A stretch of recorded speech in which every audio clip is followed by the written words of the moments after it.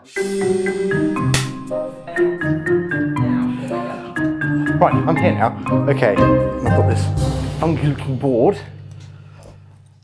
This feels very professional. Right, so, hello, I am Jasper Sullivan. I'm a media composer and sound designer, so in plain English, that basically means that I write music and create sound effects for multiple different kinds of media, like film or video games or, all that jazz. And I have got 10, your presumably most Google questions about what it means to be a composer and sound designer. I don't know, let's go. Let's just get started, I guess. So, first one, what makes good music? That's a huge question. I mean, what makes good music is entirely, I think, down to the person that writes it. But obviously, and it's also down to the person who, listens to it, which I imagine is the vast majority of you. But in my personal opinion, I think the biggest thing that you have to get right naturally with any job is the fundamentals of it, which is that, particularly when it comes to like composition, you have to take into consideration melody, harmony, dynamics, rhythm, instrumentation, and your tempo, and all the fundamental stuff. If you can get a decent grasp on those things, then you can very quickly be able to apply what you know into making something that you at least believe is what might be quote unquote good. In my personal opinion, I think something that makes the best music is, because I had multiple debates about this with university lecturers of mine when I went to university, is there's no point in trying to write music that will get the praise of academics if it will not get praise from the average human being. Because ultimately the point of music is to appeal to the emotions of everyone rather than the sort of oh yes, this is very artistic, this is, it's pushing the boundaries of music. It's like, that's not really the important thing. So provided it feels good to you, and if it just sounds good, it probably is good. There are more small complications, but for the most part, that rule applies to music, particularly when you're writing it. Can I just throw this away? That's cool. Next one is, what are the 5 elements of sound? The 5 elements of sound, at least when it comes to sound design, in terms of like when you're making it for a particular setting. So if you're making it so in my case, a recent project I did was for an escape room, and I was actually recently given some feedback that the music that I had written was too big. So you have to consider 5 things. They are space, pitch, I think it's intensity. I think it is. Space, pitch, intensity, timbre, and duration. So you also have to think about how long it is, the type of sound that it is as well, and that's where things like frequency come in, but those are the main 5 types of sound, basically. Third one, oh gosh, where do I start? This is very well stuck on. I'm trying my best here. Okay. What qualifications do I need for music composition? Here's the funny thing. So, realistically, you don't need qualifications to do music. You might need them to prove to other people that you can do it, but in terms of just being able to write music, that is completely down to how much time you're prepared to spend on it. For example, so I did piano, I play piano, it's in my blood, and it's how I write music. But learning to do piano, you would go through grade books, you would go through, like you would have grade 1, grade 2, grade 3, and so on through Associated Board or Trinity or whatever. Excuse me. And that's a very regimented way of doing it. But something that happened to me when I think it was about 16 or 17, I went to Guildhall, the very famous Guildhall School of Music and Drama in London, and I couldn't sight read for toffee. And basically I felt absolutely humiliated, and it was at that point that I thought, right, clearly these sight reading books are not helping me in my progress. I'm just going to download an app. And I did, and from that point on, I can both kind of pick out a pitch from thin air if someone's playing it to me, or if someone shows me a note, I can read it very, very quickly. But that is that's not necessarily a qualification that you're going to get by doing an exam. That's just a skill that you will build up with time. If you want to pursue music at higher education and as a qualification, I would recommend at least trying to get a GCSE in music. I think if you can do that, that sets you up very, very well. I did A-level and my degrees in music, my bachelor's degree from the University of Surrey. But you don't really have to do that, because there are some massive famous film composers. I'll take Guy Mitchell as an example, who did his master's in English literature at the University of Oxford. So you don't necessarily have to, but it's a good thing. And if that's what you think will help you in your career as a composer or sound designer or anything to do with the world of audio, then that might be an idea for you. And plus, it's not necessarily a bad thing to have more education. So anyway, right. Who's the best sound designer? To be honest, I don't actually know many sound designers. I did have one off the top of my head, the guy who did, basically, I can choose a composer, if that helps. So I think, the thing is, the best people who work in sound, it will change all the time. So, I mean, 10 years ago, it was Hans Zimmer, but now with the release of films like Oppenheimer, Ludwig van Göransson, who did the score for Oppenheimer, and he's done things like Black Panther and The Mandalorian and so on. He's really pushing quite excellent strides in showing how both contemporary and sort of synthetic composition can be combined to make these really quite fantastic worlds. If I had the name of a sound designer, I would tell you, but I don't actually know many of their names off by heart. But I would say the guy who probably designed a lot of the sound effects for Star Wars, I think, because that guy just pushed so, not to mention, all the visual effects that went into it and so on.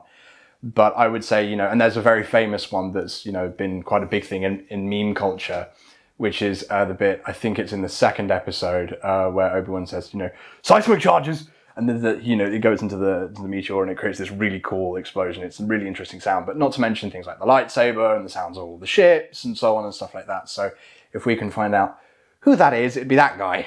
Or woman, I don't know who it is, actually, but there we go. So number 5 is, what is the difference between a sound designer and music composer? So very simply, I'm going to throw that. A music composer is somebody who writes music. And if we're going to be just to kind of make things really simple, a music composer specifically is someone who writes music in the sense that the sound that they make will be generally done with a desired pitch and harmonic setting and a rhythmic pace. So there is a very clear kind of direction of what the sound wants to be and what its design purpose is to be. Sound design is something that is supposed to reflect what you see. So something, this guy called Michael Shion, he wrote a book called, I can't remember what the book is called, but I read it at university. I think it's called The Art of Cinema or something like that. There's this concept called the audiovisual contract, which is the idea that when you go into a cinema or you watch a Netflix show or you watch whatever it is, you will be able to seamlessly make the connection that whatever it is you see, you will hear, and the sounds are and the sound and the image are completely inseparable. So that can be, again, tricky, but also extremely fun when you have something like, I don't know, I did a rescore once as part of my sort of, building up my portfolio when I was younger, of How to Train Your Dragon, and I did a little bit of it for my university course as well. Creating the sound of a dragon is quite difficult, but it's great fun, because what you have to do is you have to come up with the concept of what might it sound like, what might a dragon sound like, and then once you have that idea, how are you going to make what you see sound like something that would convince a person enough to think that yes, that is what that thing sounds like, which, it's a lot of words, but it makes sense. So what I did was I got sounds of like a deer and a fox and a koala and I don't know, God knows what else, a panda.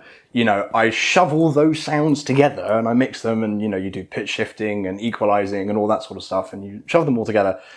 And it sounds a little bit like a dragon's roar, but then obviously there are multiple different roars and you have to do it all over again for another instance when the dragon decides to open his mouth and scream. But there we are. So that's fundamentally what the difference is. Number 6. What are the 4 main types of sound? That's. Ugh. There's a few different kinds of 4 different types of sound. So there's the different kinds of noise, which is continuous, intermittent, impulsive, and low frequency noise.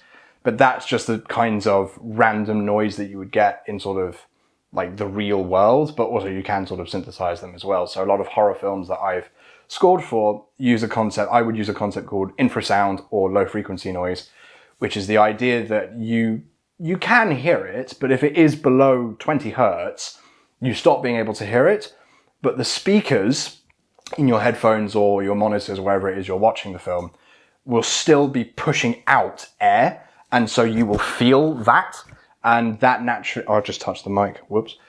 You will still be able to feel that, and that will naturally trigger a response in your body to be like, this is bad. And it works very effectively for, various monstrous kind of creatures that you're trying to create suspense for, particularly with, visual, either linear or non-linear media. So that works. The other types is, I don't actually know if it is 4, but I think it's 4. You have the different kinds of frequency waves. So you have a sine wave, which is like just a curved wave like this. You have a square wave, which is like an on-off sequence. So it literally just goes like this. You have a triangle wave, which moves like this. And then you have random, which is basically, just a bunch of frequencies moving all over the place. You can have a saw wave as well, but that's kind of like a mix between a square and a triangle wave. But but those are what they are. Number 7, oh dear, I'm ripping this everywhere.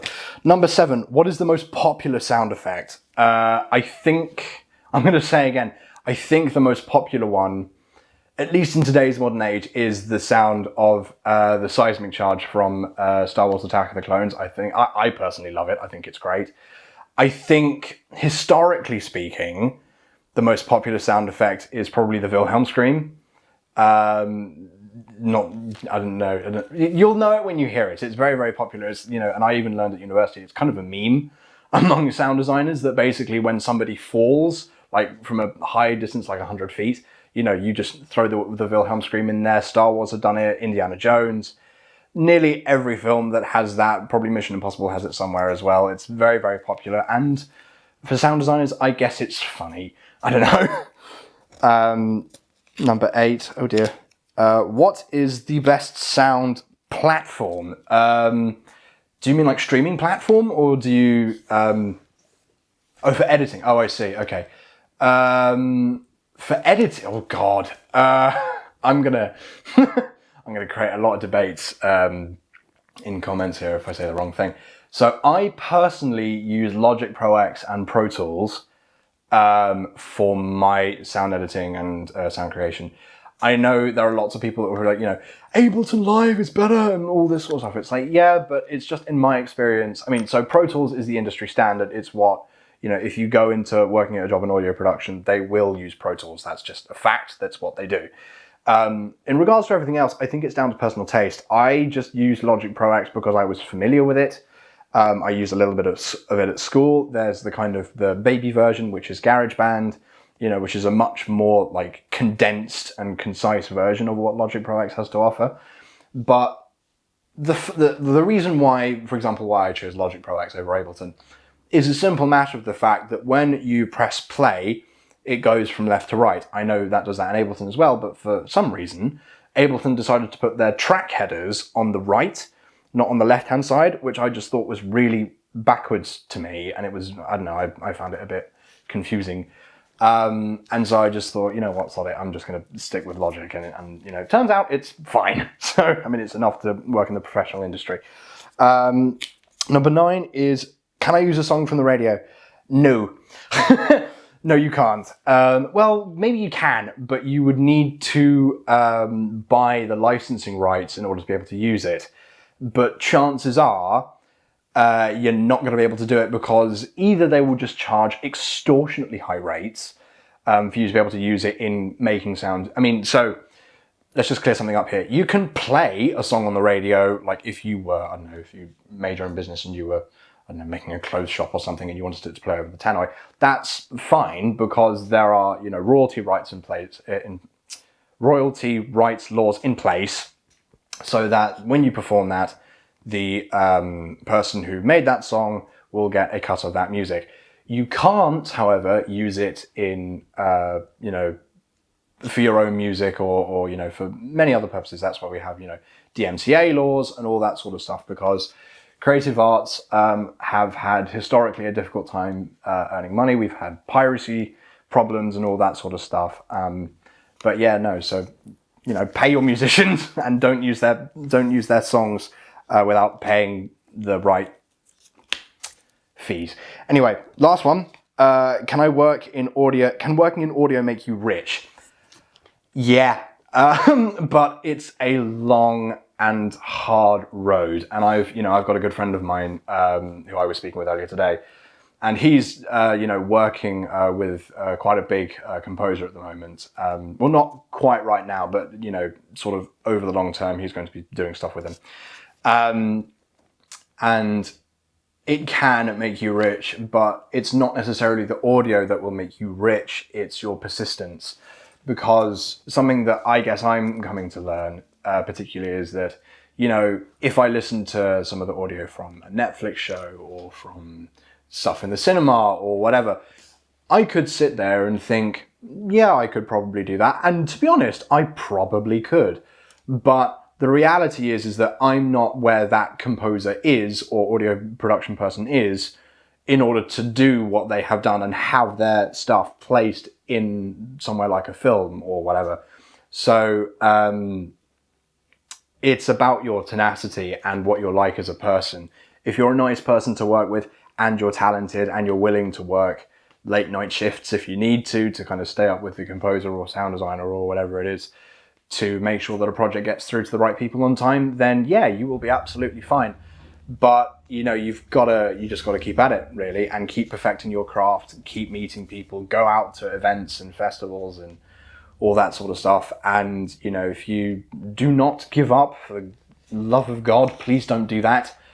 You will probably one day find that you are able to make enough to live off making music and sound. So yeah, that's it. There you go. I'm going to shut that on the floor. Thanks for having me. I've been Jasper, media composer and sound designer. You can hit me up on my website, jaspersullivanmediacomposer.com. And thank you, Forever Callie Media, for having me.